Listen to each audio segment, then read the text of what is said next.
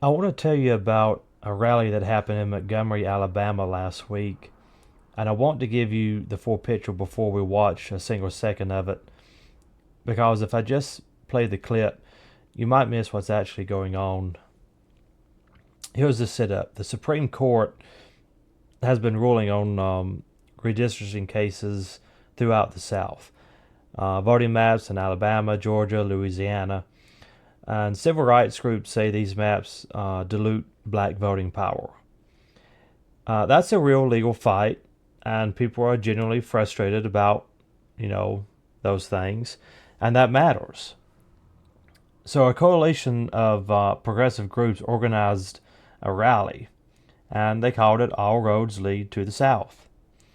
And they brought in one of the biggest names, Alexandria Ocasio-Cortez, to deliver the message. And her message was this.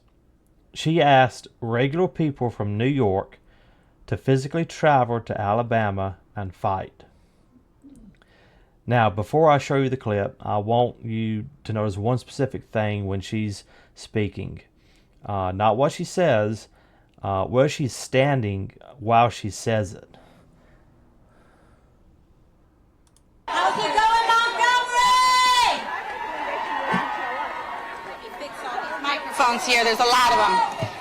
I love you too. One second. How are we all doing today?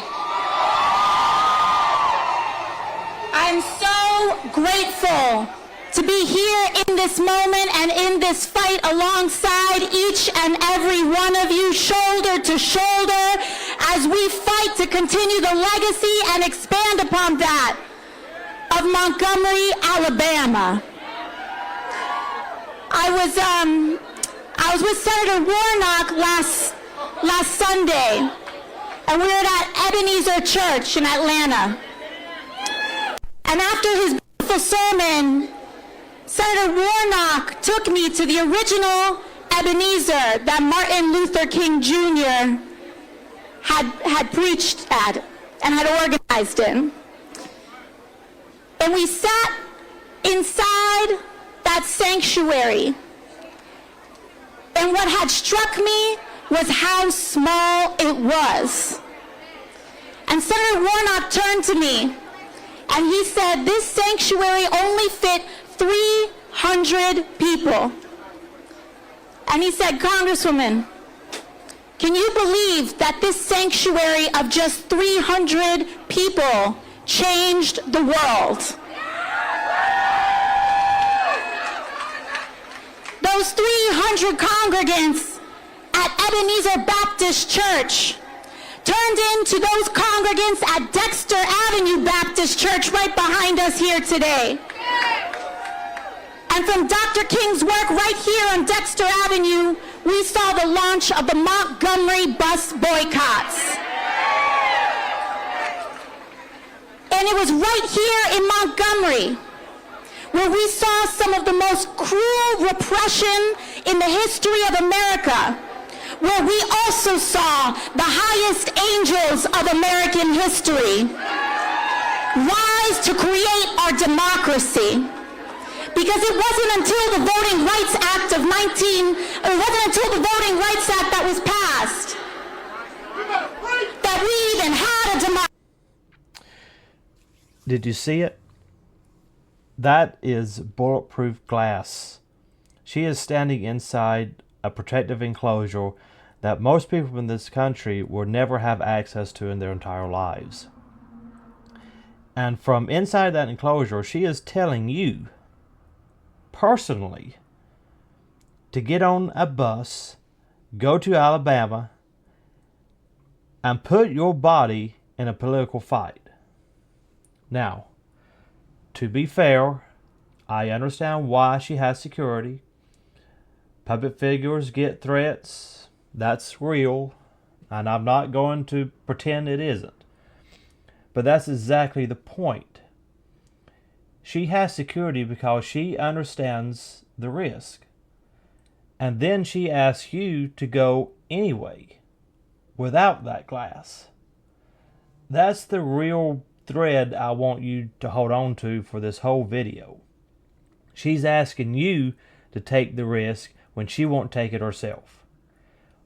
Watch for it every time she speaks. Democracy in this country.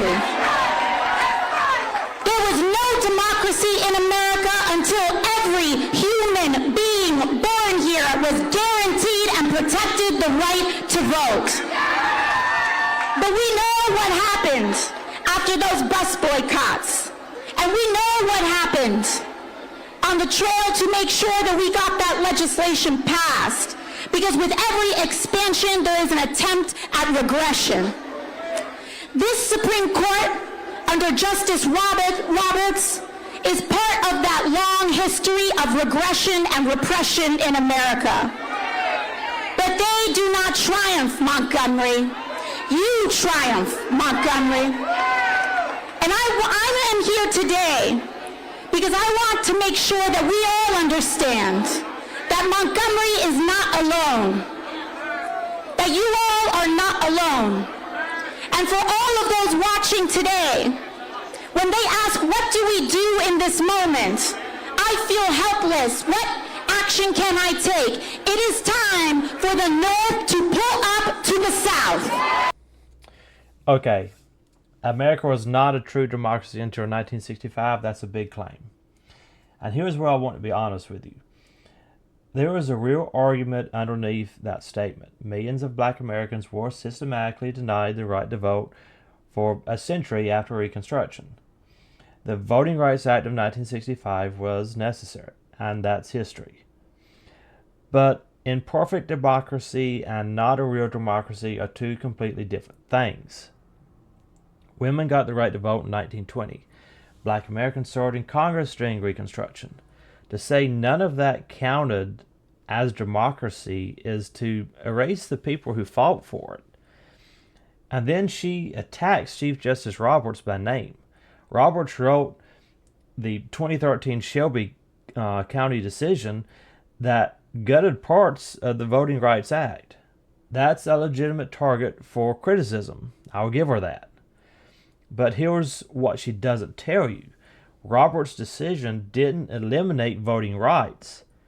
It struck down the pre-clearance formula, which required certain states to get federal approval before changing election laws. Because that formula was based on, 1972 data. His argument was that Congress needs to update the formula to reflect the modern South, not that voter protection should end. You can disagree with that reasoning, but it's not the same as Roberts wants to take your vote. And AOC knows the difference.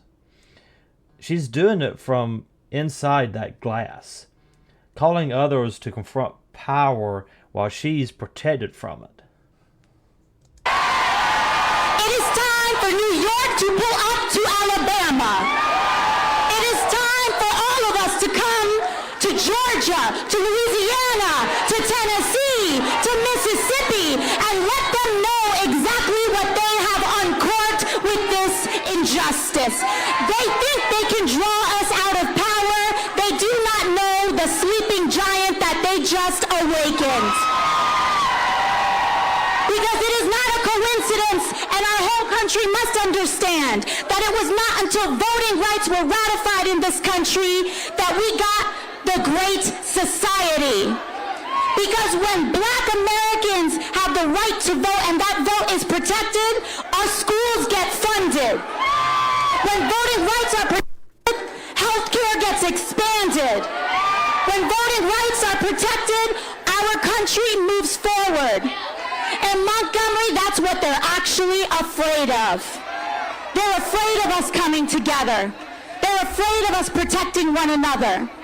Alabama is the crucible. Georgia is the crucible. Tennessee, Louisiana, Mississippi is the crucible. So if you are not from here, it is time to pull up. Because what they thought was the final blow is actually just the opening silo. What they have uncorked with this injustice, That's her phrase. And her answer is show up, pull up, be there. I keep coming back to the same question. Show up and do what exactly? These are New Yorkers. They can't vote in Alabama. She doesn't say donate to legal funds. She doesn't say call your own representatives. She says travel to another state and confront the situation physically. Meanwhile, and I cannot let this go, she flew in, spoke from inside a barrier, and flew home. That is not pulling up. That's a drive-by. There's a word for this dynamic. It's called astroturfing. When an outside political operation uses local grievances to generate energy. But the organizers take the cameras with them when they leave. The people of Montgomery are still there after the rally ends. AOC is back in her Manhattan office. The gap between who leads the charge and who absorbs the consequences is the most important thing to understand about modern progressive politics.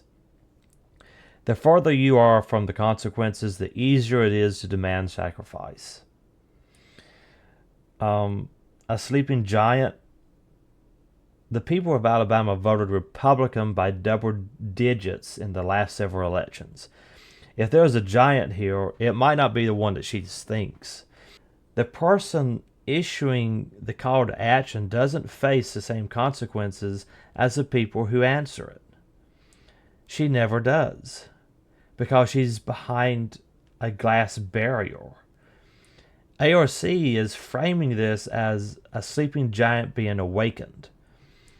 But awakened by whom? By a congresswoman from New York who flew in for a day? The people of Alabama have been awake the whole time. They just don't agree with her. And that's the part she can't say out loud. That the giant she wants to awaken is the minority faction, not the majority.